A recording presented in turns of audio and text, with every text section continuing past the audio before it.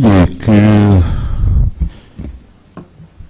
KB금융지주 회장의 구명로비와 관련해서는 지난 2달 동안 금융위 부위원장께서도 많이 들으셨을 거고요.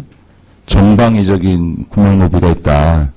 실제로 그 로비의 경험을 저도 야단쳐서 보냈습니다만 받았고요.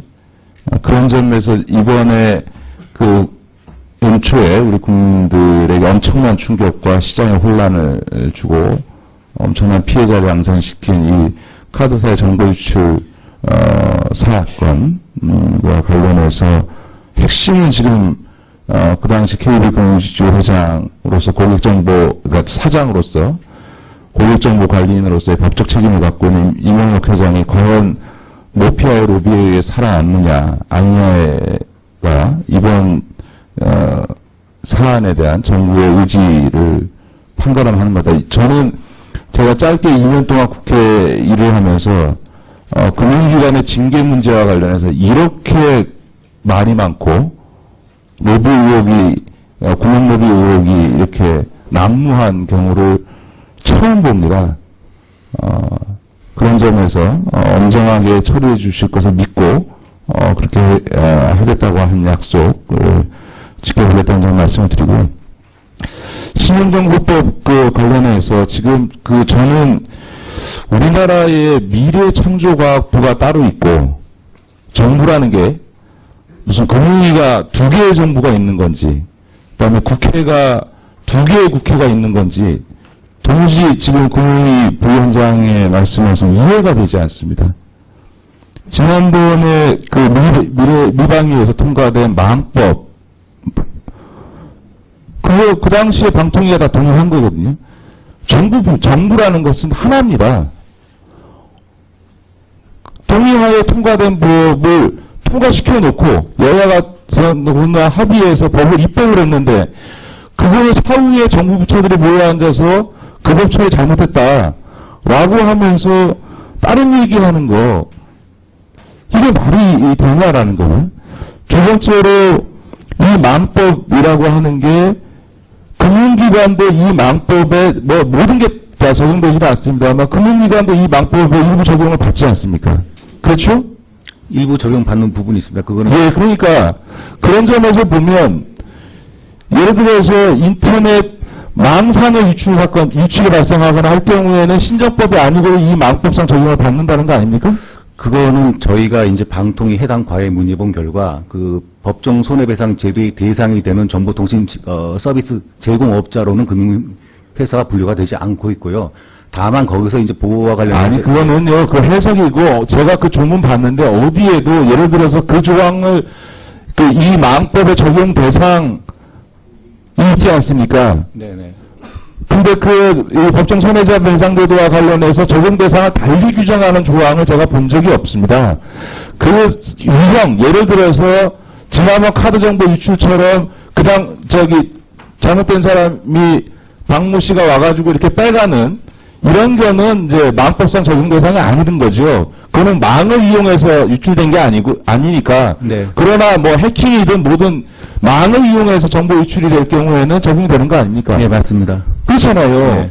그러니까 금융기관에 대해서도 적용되는 법에 의해서 국회가, 그 다음에 소관부처가 합의하에 망법상 소위 유출에 대해서 300만 원 이하에 대해서는 손해배상 청구할 수 있도록 법을 만들어 놨고, 이 신용정보법상 이걸 반영하지 않아도 모든 유형은 아니지만, 정보 유출의 모든 유형은 아니지만 망을 이용한 유출이 발생했을 때는 어차피 이 손해배상 제도를 신설된 손해배상 제도를 활용할 수 있는 거 아닙니까?